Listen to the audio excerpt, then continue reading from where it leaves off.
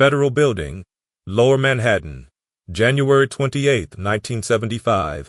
The interrogation room smells like burnt coffee and fluorescent light. Government issue table, government issue chairs, a mirror on one wall that isn't fooling anybody. Frank Lucas sits on one side of the table. He has been awake for 19 hours. He was arrested at dawn in his bathrobe in his house in Teaneck, New Jersey, while federal agents moved through every room, pulling drawers and opening closets and finding things that told the story he had spent 6 years making sure nobody could read. He is 50 years old. He looks at this moment like a man who runs a hardware store. Compact, unremarkable, composed. His hands are folded on the table in front of him. He has not asked for a lawyer. He has not asked for water. He has not said a single word since the agents put him in the car. Richie Roberts walks in, 41 years old. New Jersey State Police, seconded to the DEA Special Investigations Unit. He has been hunting Frank Lucas for 6 years. He has read every file, chased every lead, flipped every informant he could get his hands on, and built a case so slowly and so carefully that his supervisors had, at various points, questioned whether he was actually working on it or had simply disappeared into it. He sits down across from Frank Lucas. For a long moment, neither man speaks. Then Frank Lucas looks at Richie Roberts with an expression that is not hostile, not afraid, not resigned. It is something more specific than any of those things. It is the expression of a man who has been waiting for this conversation for a long time. "You know what your problem is?" Frank Lucas says. Roberts waits. "You're the wrong man for this job." Frank's voice is quiet, conversational, as if they are discussing something of mild interest. "You're an honest cop. And honest cops, they're the most dangerous thing in the world to a man like me. Because you can't be bought, you can't be managed, you just keep coming." Roberts still doesn't speak. 6 years, Frank says. "I knew it was you for 6 years. I knew you were going to find me eventually. That's not a question I lost sleep over." He pauses. "The question I lost sleep over was, what happens after?" "What does happen after?" Roberts asks. His voice is careful, neutral. A prosecutor's voice, giving nothing. Frank Lucas unfolds his hands, looks at them for a moment, then looks up. "That depends entirely on what you want more," he says. "Me in a cell, or the truth about this city?" Richie Roberts looks at the man across the table. The man he has spent 6 years hunting, the man who built the most sophisticated criminal organization in American history, the man who corrupted dozens of law enforcement officers, who flooded Harlem with a product of extraordinary purity and devastating consequence, who was, by any measure, one of the most significant criminals of the 20th century. And Roberts makes a decision. He takes out a legal pad. He uncaps a pen. "Tell me about the truth about this city," he says. "What follows will take 18 months. It will produce convictions of more than 100 people. A significant number of them will be law enforcement officers, DEA agents, NYPD detectives, federal officials, who had taken Frank Lucas's money and protected his operation for years. It will be the strangest partnership in the history of American law enforcement. And it begins in this room, with a question about what a man wants more. To understand the partnership, you need to understand the man on the other side of the table. Richie Roberts is not a figure who fits the conventional template of the heroic law enforcement officer. He is not clean exactly, in the Hollywood sense. He has complicated personal history, a difficult marriage, a law degree he pursued at night while working as a detective, a reputation among his colleagues for a kind of dogged, slightly obsessive intensity that made him hard to work with and impossible to deter. What he is, in the specific context of the late 1960s and early 1970s New York law enforcement environment, is something genuinely unusual. A cop who doesn't take money. This sounds like a minimal qualification. It is not. By the time Roberts is assigned to the DEA Special Investigations Unit in the early 1970s, the corruption of New York law enforcement, at the NYPD, at the federal level, across the entire apparatus that is supposed to be fighting the narcotics trade, is so extensive that the Knapp Commission, which investigates it from 1970 to 1972, describes a department in which corrupt behavior is the norm and honest behavior is the deviation. The Frank Lucas operation had, as one of its foundational structural elements, the systematic corruption of law enforcement officers. Frank Lucas understood, and this is part of what the general's military logistics framework had clarified for him, that the most efficient way to deal with law enforcement interdiction was not to avoid it but to neutralize it. To pay the right people, at the right levels, to ensure that when investigations came close to the operation, they were redirected, stalled, or quietly smothered. This had worked. It had worked for 6 years. It had worked because the law enforcement environment in which Frank Lucas operated was one where finding a corrupt officer was easy and finding an honest one was the challenge. Richie Roberts was the challenge. Roberts had come to the attention of his supervisors through an incident that, in any functional law enforcement environment, would have been unremarkable, but which, in the New York of the early 1970s, was apparently extraordinary.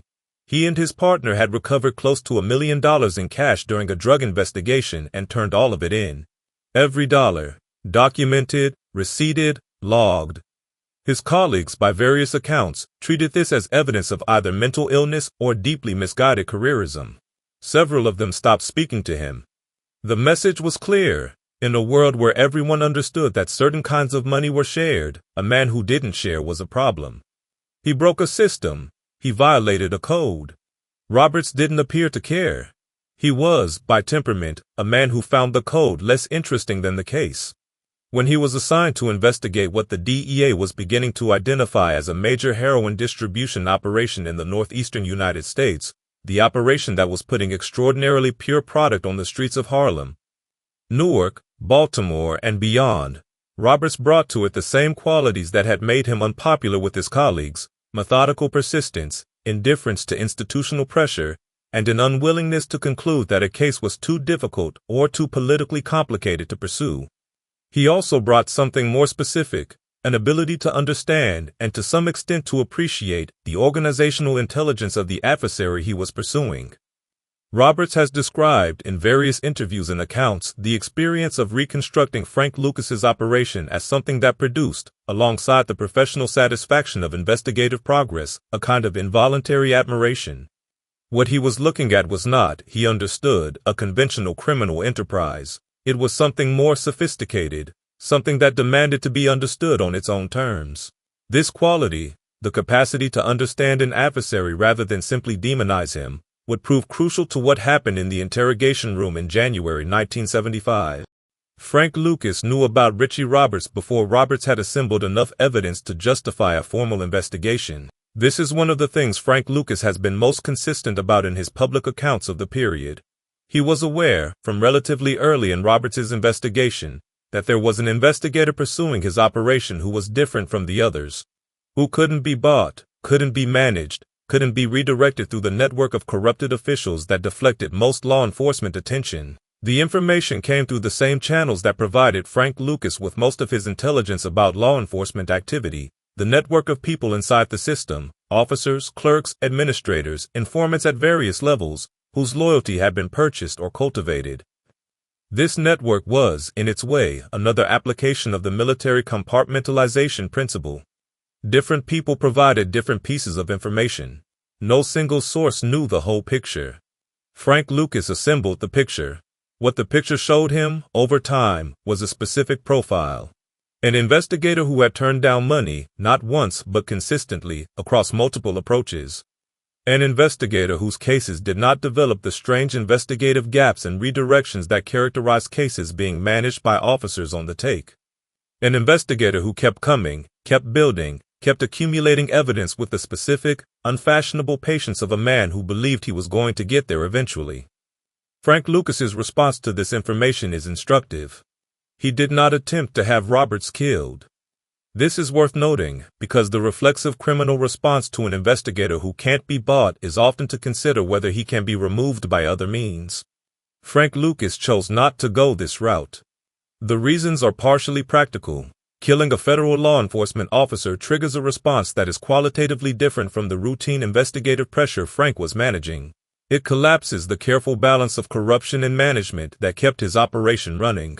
It makes everything worse in ways that cannot be controlled. But there is something else in Frank Lucas's decision. Something that connects to the complex moral and psychological texture of the man, the same texture that had him sitting in church pews on Sunday mornings, that made him pay the rent for Harlem families, that produced the specific discomfort that Reverend Thompson's rejection had caused. Frank Lucas respected Richie Roberts, not in a simple or sentimental sense. In the specific, operational sense that one careful, intelligent person respects another careful, intelligent person who is doing their job well.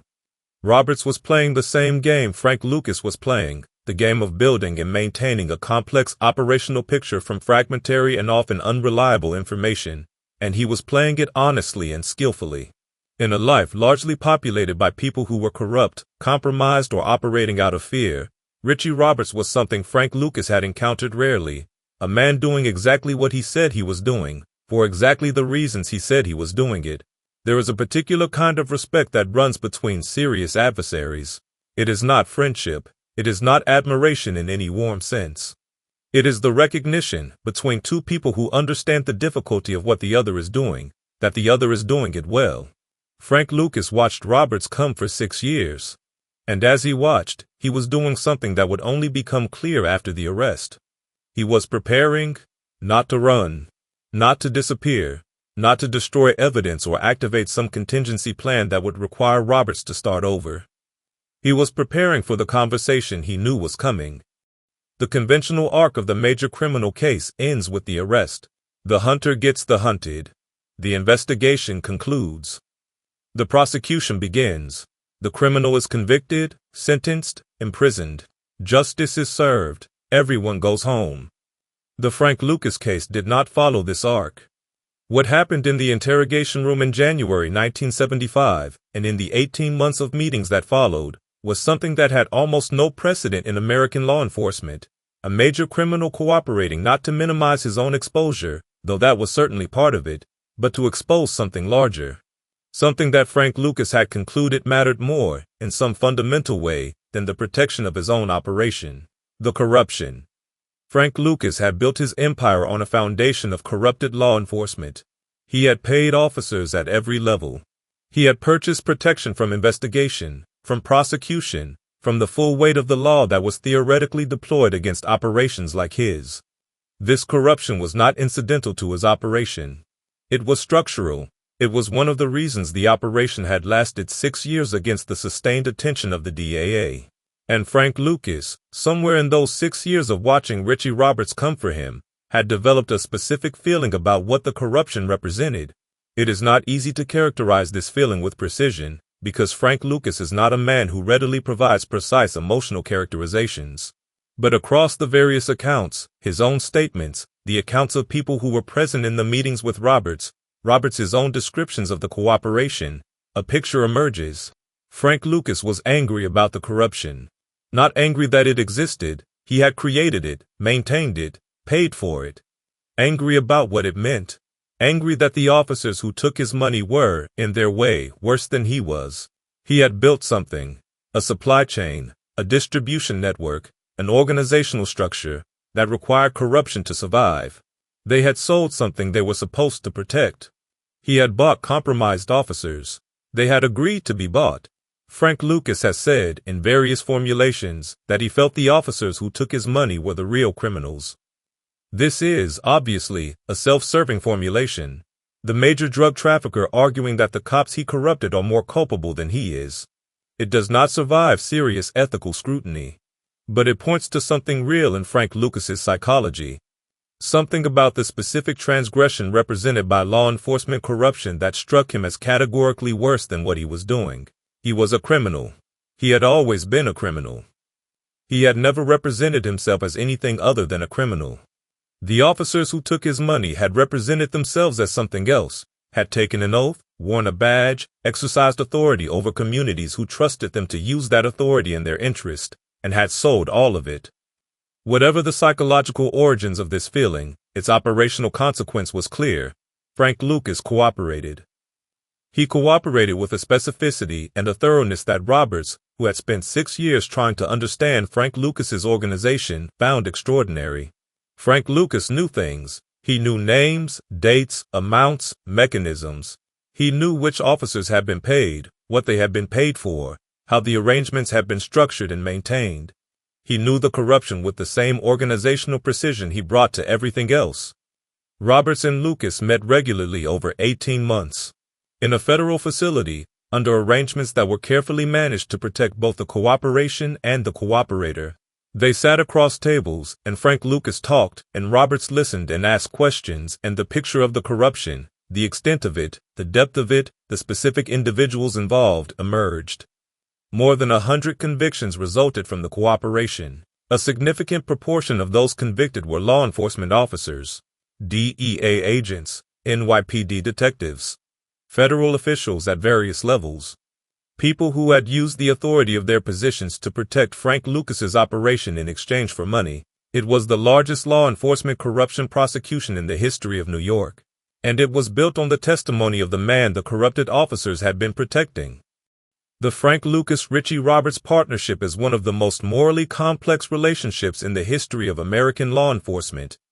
It resists simple characterization because its elements pull in opposite directions. On one reading, Frank Lucas's cooperation was a straightforward transaction. He was facing a 70-year sentence. Cooperation offered the possibility of substantial reduction. He cooperated. The sentence was reduced to time served, 5 years. He was out in 1981. The cooperation was, from this perspective, the final expression of the same operational intelligence that had defined his entire career. Assess the situation, identify the optimal outcome, execute. This reading is not wrong. The calculation was real. The sentence reduction was real. Frank Lucas was not a man who made decisions without considering their practical consequences. But it is incomplete. Because what Frank Lucas gave Roberts went beyond what was necessary for the sentence reduction. He gave more than any cooperation agreement required. He provided detail, context, organizational analysis, the complete picture of how the corruption had worked, which was also the complete picture of how his operation had worked, that went beyond the minimum needed to satisfy the federal prosecutors. Roberts has described conversations with Frank Lucas that were, in his characterization, as much analysis as testimony. Frank Lucas explaining how the corruption had been structured, why certain officers had been recruited, how the network had been maintained, what its vulnerabilities had been, speaking as someone who had built a system and was now explaining its architecture to someone who needed to understand it. This is not the behavior of a man doing the minimum required for his sentence reduction. This is the behavior of a man who had decided, for reasons that may be complex and partially inaccessible, that the corruption needed to be exposed, that Richie Roberts was the right person to expose it to, that the partnership, strange, unprecedented, ethically complicated, served some purpose beyond the practical. Roberts has also spoken about the conversations in ways that suggest something beyond the conventional cooperation dynamic. He describes Frank Lucas as someone who was, in these meetings, thinking out loud, working through the implications of what he had built, what it had cost, what it meant. The man who had built the invisible empire, who had moved through Harlem as a ghost, who had maintained the most rigorous operational secrecy in the history of the New York drug trade, was, in these rooms, with this one investigator talking. Something had been released by the arrest. Some pressure that had been maintained for 6 years, the pressure of the invisibility, the discipline, the constant management of information and appearance and operational security. In the interrogation room, for the first time in a very long time, Frank Lucas was being fully seen. And he was, in his own way, cooperating with that seeing. Roberts and Lucas have both described the partnership as one of the defining relationships of their lives. This is a remarkable thing. The hunter and the hunted, bound together by the 6-year pursuit and the 18 months of cooperation, found in each other something that neither of them found easily elsewhere, a person who understood the full picture. Roberts understood what Frank Lucas had built, its logic, its sophistication, its operational brilliance, in a way that almost no one else did. Frank Lucas understood what Roberts had done, the specific difficulty of maintaining honest purpose in a corrupt environment for 6 years, in a way that almost no one else appreciated. They were, in some sense, the only people who fully understood each other. Here is what the partnership produced. 111 convictions. 52 of them law enforcement officers, DEA agents, NYPD detectives, members of the Special Investigations Unit, federal officials at various levels. People who had sworn to uphold laws that they had been systematically violating for years in exchange for money from the man they were nominally pursuing. These convictions were significant. They represented, in concrete terms, the exposure and dismantling of a corruption network that had been operating for years. Officers who had abused their authority, who had taken money to look away from crimes that were destroying communities, who had turned the machinery of law enforcement against the communities it was supposed to serve, these people faced consequences. This is not nothing. In a city where police corruption had been, by the Knapp Commission's findings, essentially normalized, the prosecution of more than 50 law enforcement officers on corruption charges connected to drug trafficking was a genuine accountability moment. But here is what else the partnership produced. Frank Lucas walked out of federal prison in 1981, 5 years, for the most sophisticated drug trafficking operation in American history.